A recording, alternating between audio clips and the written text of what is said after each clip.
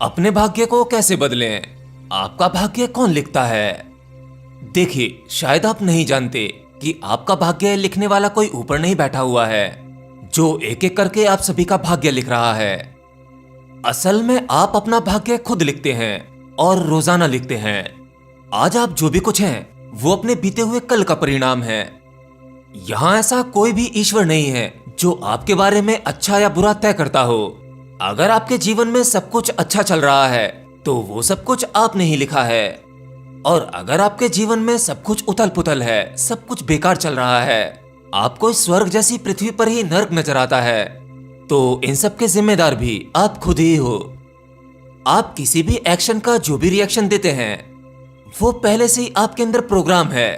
तो कह सकते हैं कि समाज में रहने वाले सभी व्यक्ति एक ही सॉफ्टवेयर पर काम करते हैं। उस सॉफ्टवेयर में जो भी प्रोग्रामिंग है वो उसी प्रोग्रामिंग के आधार पर चलते हैं। हाँ, कभी कभी किसी महान पुरुष द्वारा इसका कोई अपडेट आता है, परंतु आप अपने सॉफ्टवेयर को अपडेट नहीं करते। कोई लाखों करोड़ों में एक होता है जो अपने आप को अपडेट करता है और इस समाज द्वारा बनाए गए सॉफ्टवेयर से अपडेट होकर ईश्वर के सॉफ्टवेयर पर काम करता है। फिर ऐसा व्यक्ति स्वयं को खुद नहीं चलाता बल्कि ईश्वर ही उसे चलाता है। इस प्रकार का व्यक्ति अपना भाग्य रोज बदल सकता है। चलिए इसे ऐसे समझते हैं, जैसे मान लीजिए आपके लिए कोई व्यक्ति हमेशा बुरा सोचता है, हर वक्त आपके लिए नेगेटिव और गलत शब्द निकालता है। किसी के लिए किसी के बारे में इस तरह से कोसना यह स्वाभाविक है। हमारे समाज में ऐसे ही होता है और आप इसे जानते होंगे। तो जब आपको पता लगता है कि कोई व्यक्ति आपके बारे में इतना ज्यादा नेगेटिव सोचता है, इतना गलत सोचता है, आपको हर एक पल बुरा भला कहता है और कोसता रहता है कि किसी भी तरह से आपको बर्बाद होना चाहिए, तो ऐसे व्यक्ति के एक्शन के बारे में आप क्या रिएक्शन देंगे? आप ऐसे व्यक्ति को मिठाई देते हुए धन्यवाद तो नहीं कहेंगे, क्यों? असल में आप ऐसे व्यक्ति को जो भी रिएक्शन देंगे वो नेगेटिव ही देंगे। आप उसे ब्लेसिंग नहीं देंगे। मतलब नेगेटिव सोचने वाले के लिए नेगेटिव सोचना, ये हमारे समाज का सिस्टम है। क्योंकि अगर आप किसी नेगेटिव बात पर रिएक्ट करोगे तो उस नेगेटिव से नेगेटिव ही जन्म लेगा।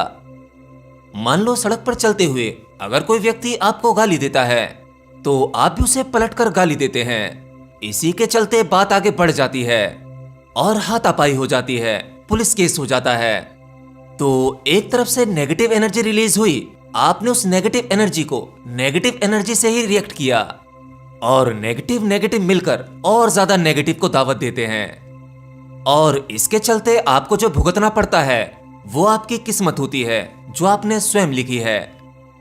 अगर आप लोगों को माफ करना सीख सकें और ऐसे लोगों को इग्नोर कर सकें तो आप अपना भाग्य अपनी तरह से लिख सकते हैं, जिसके अंदर आपके आसपास चारों तरफ लोग कितना ही नेगेटिव क्यों ना सोचें, लेकिन आपके साथ कुछ भी नेगेटिव नहीं होगा।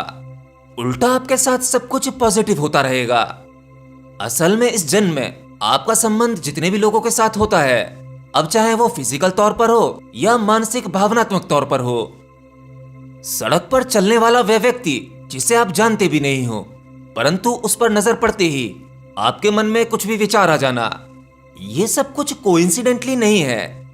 कहीं ना कहीं कभी ना कभी आपका संबंध उस व्यक्ति से जरूर रहा होगा, अब चाहे वो पिछले जन्म में ही क्यों ना हो। और इसी को हम लॉ ऑफ कर्मा बोलते हैं। आपके साथ में होने वाली छोटी से छोटी और बड़ी से बड़ी घटना वो आपके कार्मिक अकाउंट की वजह से ही होती है। तो आपके साथ में इस जन्म में जो भी कुछ होता है या आगे होने वाला है वो आपके कार्मिक अकाउंट हैं।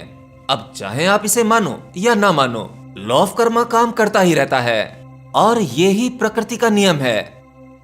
परंतु अगर कोई व्यक्ति कर्मा के सिद्धांत को समझ ले, इसके सिस्टम को जान ले, तब वह इसे छेड़छाड़ करके ठीक कर सकता है और साथ ही अपने नए कर्मा से डिटैच होकर भविष्य के कर्मा में कर्म करते हुए भी कर्म मुक्त हो सकता है।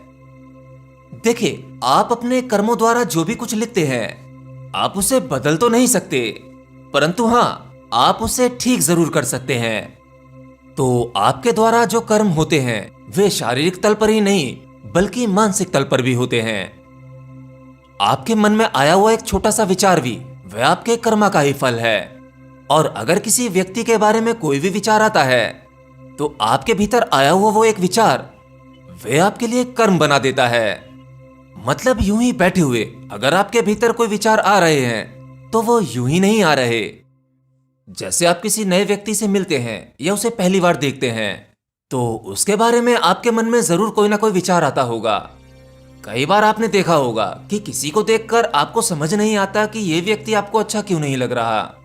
उसने आपके साथ में ना तो अच्छा किया और ना बुरा किया, बट फिर भी उसे देख के आपके मन में नेगेटिव विचार आता है या नेगेटिव एनर्जी आती है। हो सकता है वह व्यक्ति दूसरों के लिए अच्छा हो, परंतु आपके सामने आते ही आपके शरीर की एनर्जी लो फील करती है। और कभी कभी इसके अपोजिट भी हो जाता है। कोई व्यक्ति एक नजर में ही देखते ही आपको पसंद आ जाता है और उसके बारे में अच्छा विचार आता है, अच्छी सोच आती है। आप अपने भीतर एक पॉजिटिव एनर्जी फील करते हैं। तो ये सब कुछ कर्मों का लेन देन है। अभी हमें समझ में इसलिए नहीं आता क्योंकि इस जन्म में हम शरीर बदल चुके हैं और सामने वाला व्यक्ति भी शरीर बदल चुका है। तो फिजिकली बेशक हम एक दूसरे को नहीं जानते, मेरा शरीर और उसका शरीर हमें नहीं जानता, क्योंकि शरीर नष्ट होते ही शरीर की मेमोरी भी गिर जाती है। परंतु हमारे मन की गहराई में हमारे संस्कार जिंदा रहते हैं। हमारे द्वारा सोचा गया कोई भी विचार कभी नष्ट नहीं होता, वो सभी विचार जिंदा रहते हैं। और उन सभी विचारों को कंप्लीट करने के लिए आप बार बार शरीर बदलते रहते हैं। आप अपने संस्कारों को बेशक भूल जाएं, परंतु आपका सबकॉन्शियस माइंड आपके सभी कर्मास को संग्रहित करके रखता है। सभी विचार वहां मौजूद रहते हैं। तो अब सवाल यह उठता है कि आपके द्वारा किया धरा या आपके जो भी संस्कार हैं उन्हें ठीक कैसे करना है।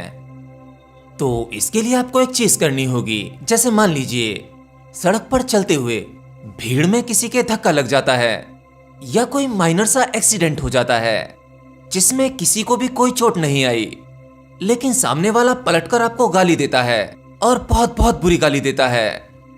हालांकि वह जानता है कि जो वो गाली दे रहा है उसके बदले में सामने से क्या आने वाला है। हाँ, हम ज्यादातर तो जानते ही हैं कि हमारे किसी एक्शन का क्या रिएक्शन होगा। हम जब किसी को गाली दे रहे होते हैं तो हम सामने से भी वही उम्मीद रखते हैं कि सामने से भी गालियां मिलेंगी।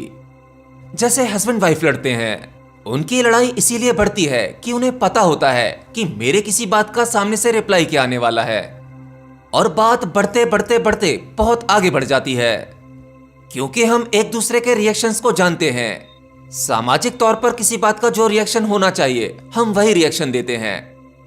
परंतु क्या हो जब आपको कोई सामने से गाली दे और आप उसके सामने हाथ जोड़कर खड़े हो जाएं, उसी की गलती होने पर आप स्वयं माफी मांगे, तो आपको पता है कि आपके माफी मांगते ही दो चीजें होंगी। पहली चीज, सामने वाला बंदा शॉक्ड हो जाएगा। वो अपने मन में जरूर सोचेगा कि बड़ा ही अजीब इंसान है, मैंने इसको इतनी बुरी बुरी गालियां दी और ये मेरे सामने हाथ जोड़कर माफी मांग रहा है। और दूसरी चीज होगी, वो आपका कर्मा चेंज होगा, क्योंकि साधारणतः अगर आपके साथ में कोई घटना घटती है, कोई बाहर का व्यक्ति आपको गाली देता है या झगड़ा होता है, तो उस झगड़ा खत्म होने के बाद भी आप एक दूसरे को कोसते रहते हैं। घर पर जाने के बाद भी अकेले में बैठे हुए उसके बारे में सोचते हैं कि उसने मेरे बारे में इतना बुरा कैसे कहा।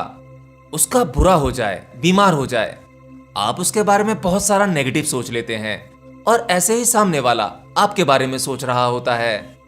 तो नेगेटिव नेगेटिव होते होते आपके साथ में कुछ पॉजिटिव तो नहीं होने वाला, कुछ ना कुछ उपद्रव ही खड़ा होगा।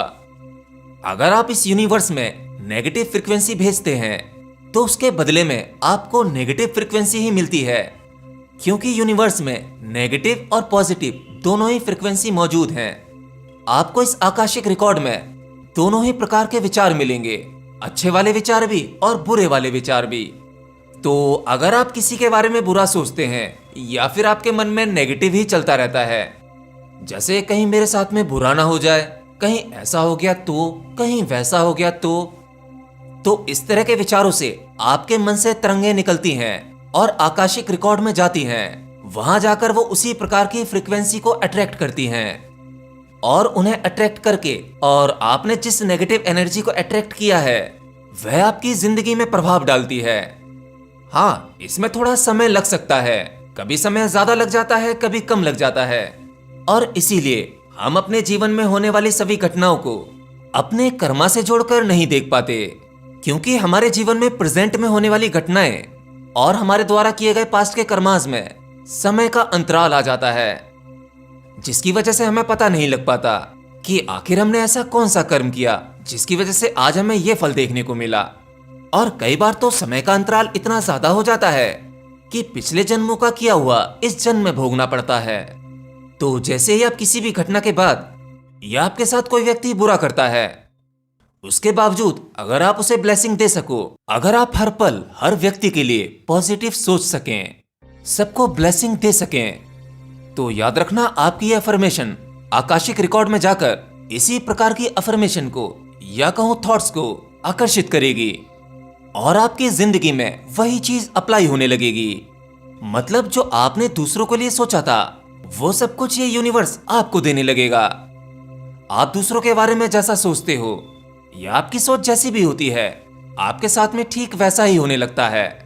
इससे आपके कर्मास चेंज हो जाते हैं। लेकिन याद रखना, ये टेक्निक आपको आपके कर्मा से मुक्त नहीं करेगी, क्योंकि कर्म बंधन से मुक्त होना वह एक दूसरी चीज है। यह प्रयोग आपके बुरे कर्मों को उसे अच्छे कर्मों में बदलेगा और आपको अच्छा ही फल मिलेगा। जैसे मान लो आपको आपके किसी बुरे कर्म का फल मिला, तो वह फल मिलते ही आपको इसका नेगेटिव रिएक्शन नहीं देना है, पॉजिटिव रिएक्शन देना है। जो हुआ अच्छा ही हुआ, हो सकता है इससे बुरा भी हो सकता था, ईश्वर मेरा कितना ख्याल रखता है। या फिर आपके साथ किसी व्यक्ति द्वारा बुरा हुआ हो, तो उसके बारे में भी आपको अच्छी ब्लेसिंग निकालनी है। और फिर इन सब से आपके जीवन में केवल अच्छे कर्मा बनेंगे और अच्छे कर्मास के आपको केवल अच्छे फल मिलेंगे। आपके जीवन में सुख, संपत्ति, पद, प्रतिष्ठा सब कुछ अच्छा मिलेगा। इस तरह के प्रयोग से आप अपनी किस्मत को स्वयं लिख सकते हैं और बुरे भाग्य को बदलकर अच्छा भाग्य बना सकते हैं।